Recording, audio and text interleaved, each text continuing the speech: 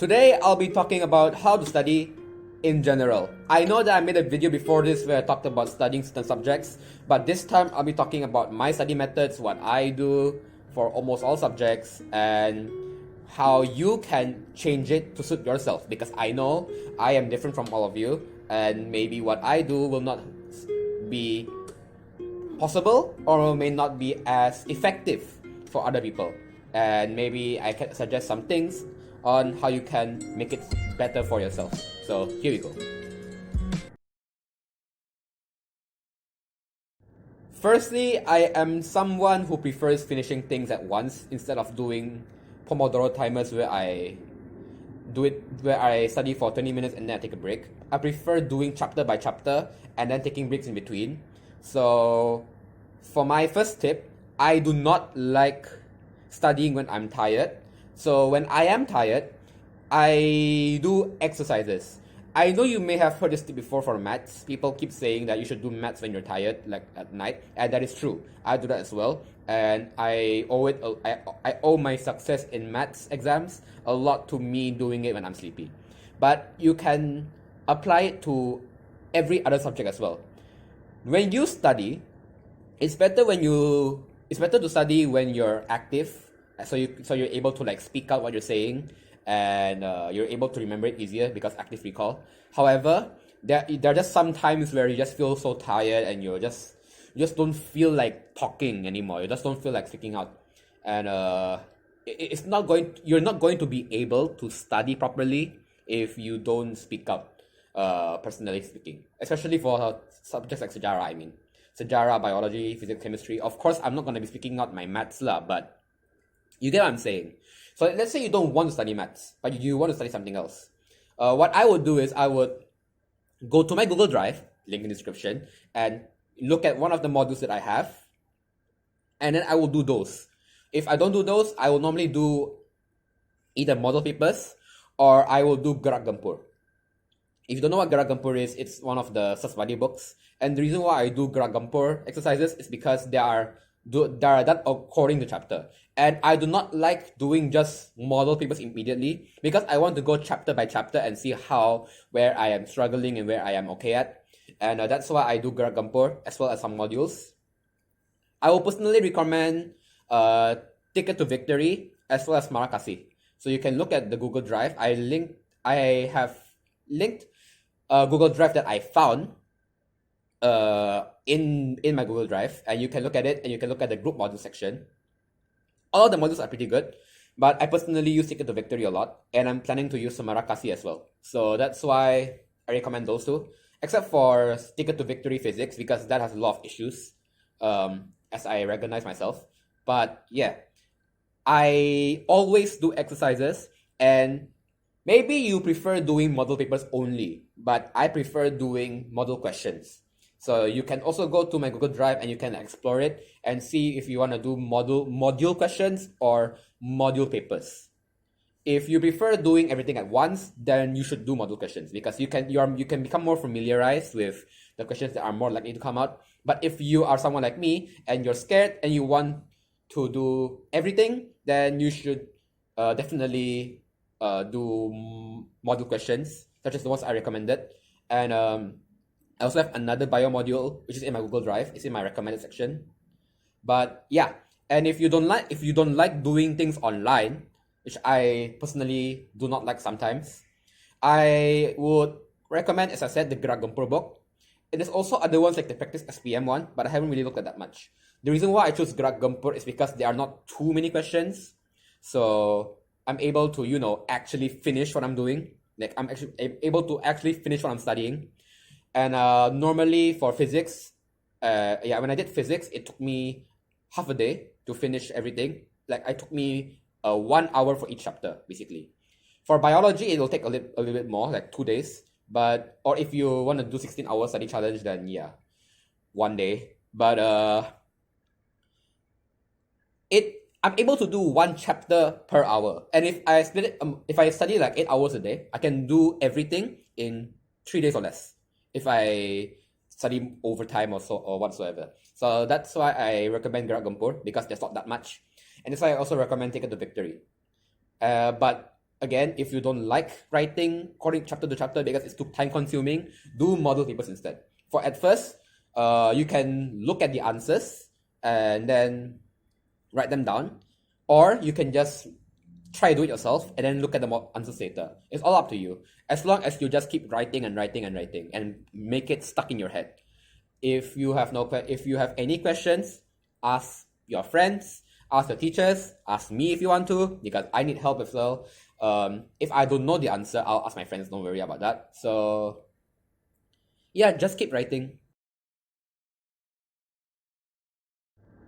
What I do next is, as I said, I tend to do active recall. So when I'm studying the textbook for sejarah, biology, physics, chemistry, pendidikan Islam, those that need memorizing, I always lock myself up in a room. Not really literally lock myself up in a room, but I always have no shame, or basically I just speak, I talk to myself when I'm studying. And that's because it's easier to active recall than it is to just scan pages. I mentioned it in my biology project video, where it's easier to remember yourself saying that Tunku Abdul Rahman is the first Prime Minister in Malaysia than it is to remember reading that Tunku Abdul Rahman is the first Prime Minister in Malaysia, or something like that. I think never mind. It's easier to remember you asking yourself who is the first Prime Minister in Malaysia. And it's a lot easier to remember that if you're saying it out. Like, who is the first Prime Minister of Malaysia, or Tunku Abdul Rahman? So that's why I always speak out. You can do flashcards as well if you want to, because that will also help with active recall. So if you're not like brave enough, or if you're too, or if your household is too noisy, I'll recommend like going to a corner and just studying there yourself. That's what I do. But if you don't like speaking in general, just do flashcards. I heard Anki is really good for online flashcards. You can make your own ones, or I use Notion for sejarah. So, oops, I think I just spoke a bit too much. But yeah, you just find a method of active recall that you're comfortable with. Seriously, people say that active recall is a smart guy thing, but no, you can actually do it in your own way. You don't have to be smart to do active recall, but you do need to understand what you're saying if you want to active recall. So yeah, do not just read what you're trying to study. You're not going to be able to remember it unless you're trying to pass. But as I said, it's better for you to find a way to make it easy to remember. Thirdly, and this is not a tip that many people say, but make your studying session memorable. So the reason why I mentioned the last tip is because it's a lot easier to remember, right? It's a lot easier to remember yourself saying it, because you don't study like that every day. You don't study like that the whole in your whole life. Like it's different to you. Normally you're just playing games, or you're just sleeping and eating and so on. That's normal. That's a habit. But it's not a habit for you to open your book and keep and then like speak out and stuff, and then eventually you get used to it. But it'll still be easy to remember because it's new information, and as I said, you want to make it more memorable. So maybe I am wrong, and it'll be a lot harder to remember once you get tired of it, once you get bored of it. So try and spice things up. Sometimes I could, as I said, do flashcards instead, and that's why I did the sejarah Notion notes, link in the description. But maybe you can do other stuff. Maybe you can ask your friends to come on Discord and you can explain it to them, or maybe you can make quizzes. Or as my friend did, he made a Discord bot which will ask you sejarah questions, and he made it himself. So if you want to see how the bot works, my Discord server is in the description as well, and it's still in development, so don't expect it to be very good. But I find it really creative, and that's what I'm trying to say. It's different, and when things are different, you tend to remember it better. So yeah, just try and not only do active recall, but make it so it's memorable, make it so it's not hard to forget, make it special. And yeah, maybe even if you ask your crush a question and she answers it for you. Maybe she's a smart crush, I don't know. Or maybe she asked you a question and you answer it for her. Or maybe you ask her to ask you a question. Whatever, just make sure that it's easy to remember, it's different, it's not something you do every day. And it'll be a lot easier to remember stuff. Trust me. Last but not least, it's a very important tip, but a lot of people tend to ignore this. You need to get some sleep. Just sleep. Get at least like 8 hours of sleep a day. Do not go for like days without sleeping enough, because as I said, you'll be more tired when you're studying, and you'll lose the mood. I know that I told you to study, like write down stuff when you're tired, but you can't just write stuff the whole day. And also, when you're so sleepy and you wake up sleepy, you normally wouldn't have the mood to go on for long hours. You'll feel more energetic, you'll feel more motivated when you're actually able to keep your eyes open. So, personally, I would recommend sleep. Yes, 8 hours a day, and better, you sleep at around 10 and wake up at 6. That's sort of the best ones, because SPM starts at 8:30, right? Or around 8 plus, right? And you want to wake up early. So if you want to wake up early but not too early, I recommend sleeping at 10 and waking up at 6.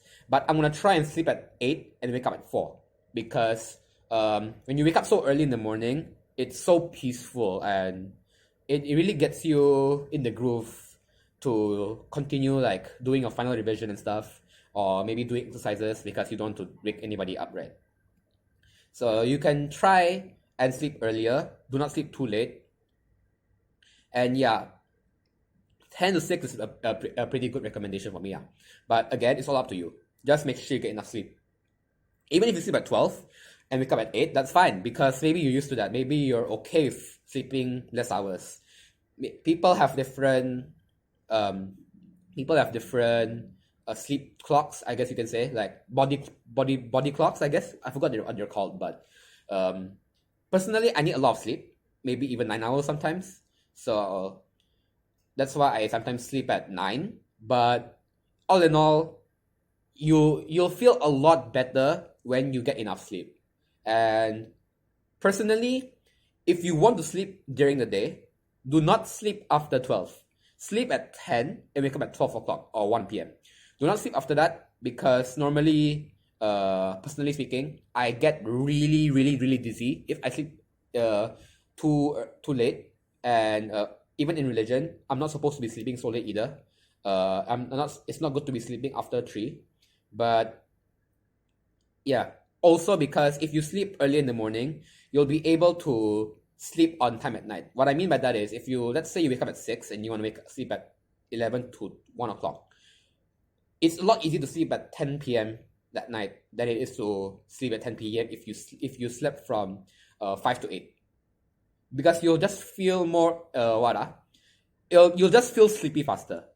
And if you do end up sleeping like in the evening and you wake up at night, you're not gonna be able to sleep, and that will definitely screw up your sleep schedule. And as I said, get a sleep schedule, sleep 8 hours a day, and you'll be fine, don't worry. Anyways, that's all from me. Thanks for watching, and if you have any extra tips, leave it in the description below. Bye bye.